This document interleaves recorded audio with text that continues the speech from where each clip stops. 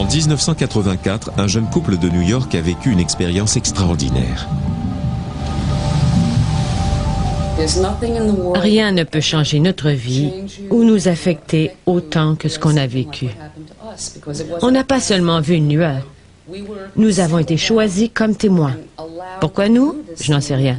Mais ils tenaient à nous montrer leur technologie d'avant-garde et à quel point ils sont étonnants, magnifiques et mystérieux. Nous nous préparions à quitter l'autoroute Queen en direction de l'avenue Metropolitan lorsque Denise a remarqué une étrange lumière rouge dans le ciel. Je n'ai pas fait attention jusqu'à ce que soudainement le ciel s'illumine. Nous avons alors réalisé que nous nous trouvions directement sous un ovni.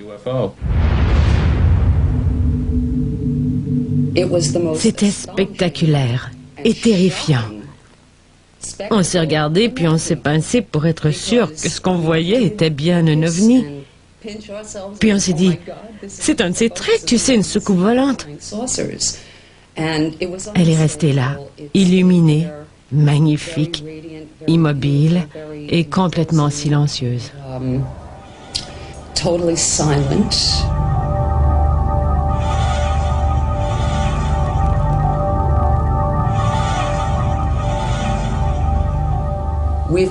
On n'a pas encore compris le sens de cette rencontre. Les gens ont été complètement bouleversés par notre histoire et ils ont commencé à en rajouter. C'est difficile de croire à un événement aussi surprenant. Je suis certaine qu'ils ont une raison de vouloir communiquer avec les humains.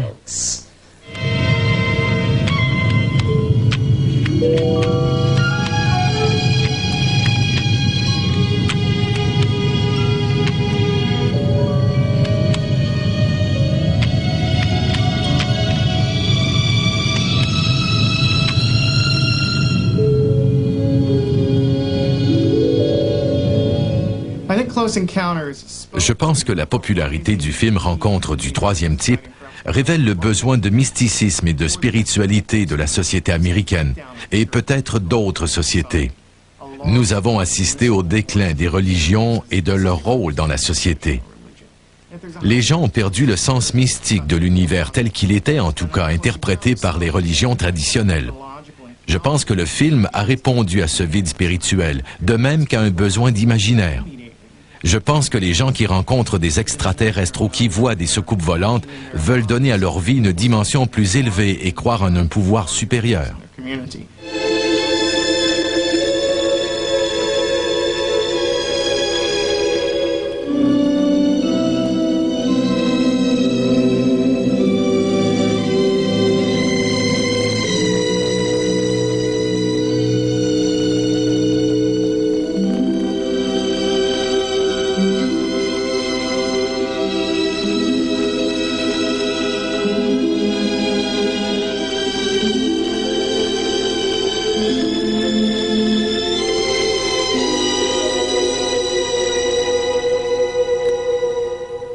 Selon moi, cette quête de spiritualité est à la source de nombreuses expériences et de mythes entourant les extraterrestres, principalement depuis les années 70.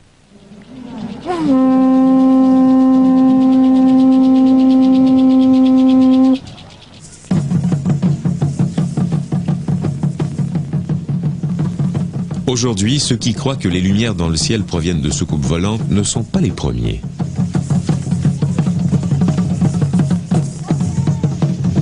Au cœur de Mexico, les descendants des Aztèques parlent d'une prophétie ancienne qui plaît aux ovnilogues. Le Mexique est un pays magique, mythique et légendaire. C'est probablement pour ça que les gens sont ouverts et réceptifs aux phénomènes que nous ne comprenons pas encore.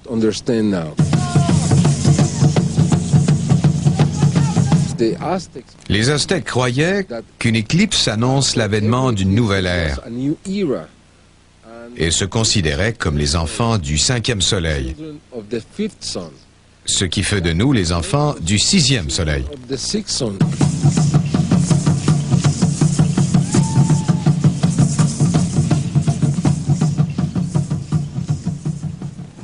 Les descendants aztèques et mayas du Mexique croient que leurs ancêtres ont reçu la visite d'extraterrestres. Une éclipse annonce donc leur retour.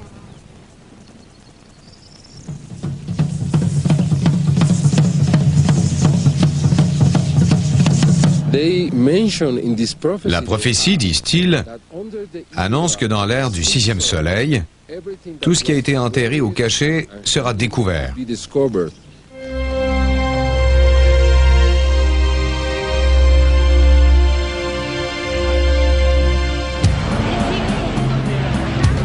En 1991, tout le pays était sur le qui-vive. Les Mexicains croyaient en effet que l'éclipse qui a eu lieu cette année-là annonçait le retour des extraterrestres prédits par leurs ancêtres.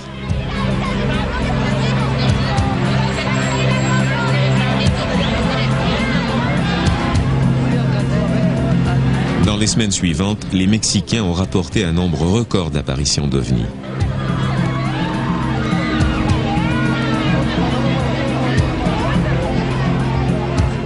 À mesure que le nombre de ces apparitions augmentait jour après jour, Maussan a diffusé son émission en direct et demandé à la population de regarder le ciel.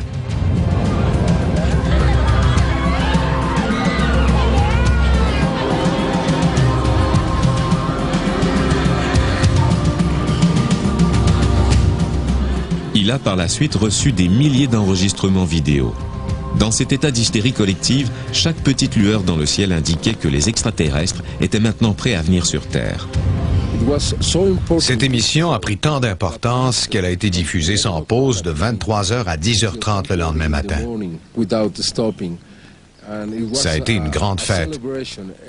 Tout le monde s'en souvient, tout le monde l'a enregistré, et nous avions la participation inconditionnelle du public. Personne n'a dormi cette nuit-là. C'est comme ça que tout a commencé. S'agissait-il d'une invasion d'ovnis, de phénomènes atmosphériques ou simplement d'effets spéciaux? Quoi qu'il en soit, des milliers de Mexicains sont convaincus qu'ils ont vu des preuves irréfutables de l'existence des ovnis et en ont conclu que nous ne sommes pas seuls dans ce grand univers.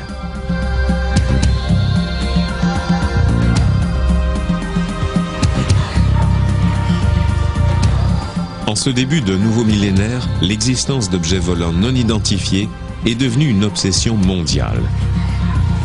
Dans tous les pays, des gens regardent le ciel dans l'attente d'une réponse à la question qu'ils se posent tous. Y a-t-il d'autres formes de vie quelque part ?